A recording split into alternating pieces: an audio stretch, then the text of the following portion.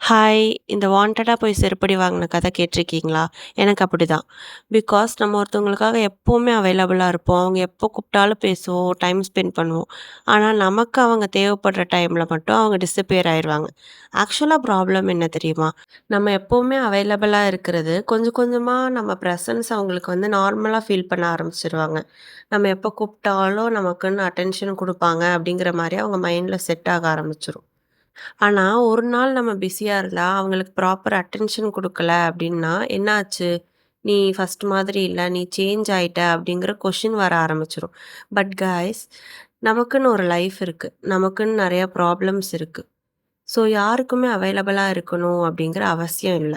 இதே மாரி நீங்க யாருக்காக போய் நின்னீங்களோ, உங்களுக்கு தேவைப்படுற இடத்துல அவங்க உங்களுக்காக நிக்காம போயிருக்காங்களா? தேவையில்லாம இவங்களுக்கு இவ்ளோ பண்ணிட்டோமோ அப்படின்னு நீங்க யோசிச்சிருக்கீங்களா?